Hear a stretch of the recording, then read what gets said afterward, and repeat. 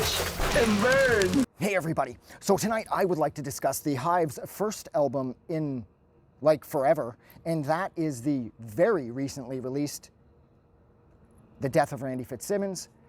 I'm pretty sure it came out Friday, which today's Monday, so it's like 3 days ago, so it's August 12th or whatever the Friday was.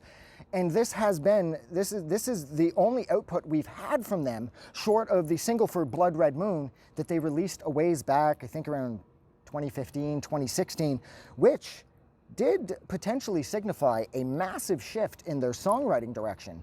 And I loved Blood Red Moon. I thought that single was going to take us to like a whole new place with the Hives.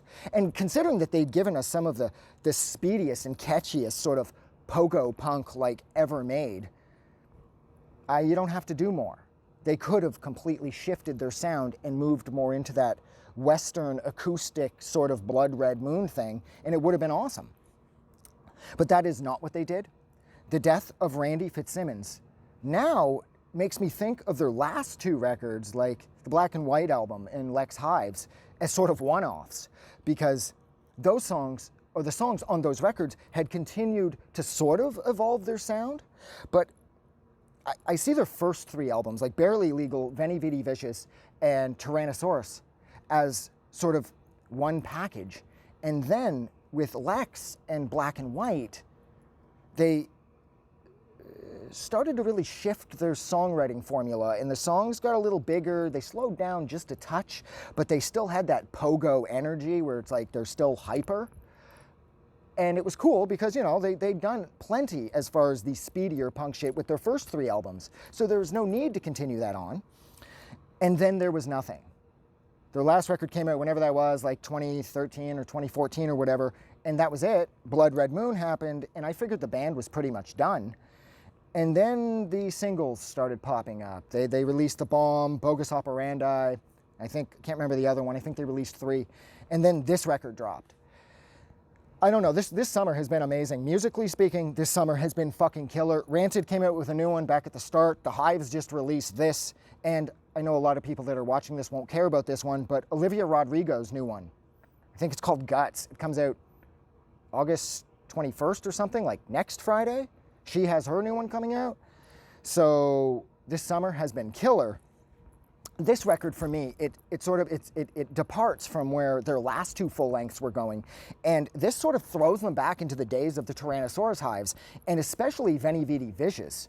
I found like the songs on here have a new sense about them, but they're such a throwback to how things were. Like Trapdoor Solution, Countdown to Shutdown. Countdown to Shutdown reminds me of Supply and Demand from Veni Vidi Vicious, and then like What Did I Ever Do to You kind of reminds me of Find Another Girl, as far as it seems like they always put sort of one sort of throwback slow track on each of their speedier pogo punk records that almost didn't really fit in, like Find Another Girl on Veni Vidi Vicious. And like right now, like I said, Whatever Did I Do to You, that's a throwback to that. And then as far as the rest of the speedier, punkier tracks on here, Trapdoor Solution, Countdown to Shutdown, Smoke and Mirrors, Two Kinds of Trouble. I got to stop putting my hand there because my face disappears. Suddenly I'm in the Witness Relocation Program and I'm talking about the new Hives record. The Bomb, Crash Into the Weekend. I mean, this record was amazing. The artwork was killer, and the band hasn't lost anything. Pelly's voice is identical to how it was the last time he went nuts on the last full length, and the rest of the band, they feel just as energized and just as vital now as they did then. And I love that. And I do love, too, how it puts their last two full lengths sort of on an island all by themselves, because this record reminds me way more of their, like, pogo-ish punk shit where it's like da-da-dun, da-da-dun, and it's, like, all over the place, and it's speedy as fuck. This reminds me of that era, like the Burning Heart days. And I love that. The artwork is amazing. This record kicks ass. And I probably shouldn't even be discussing it right now because I've only listened to it like 9 or 10 times. Every time I listen to it, I find another song. Like at first I didn't love Bogus Operandi, but now that song's starting to grow on me too. So in time, I'm probably going to love this whole record. But I couldn't wait. I had to talk about it now because I love the Hives. This record came out of nowhere. The singles have been amazing. This record is rad. The artwork kicks ass.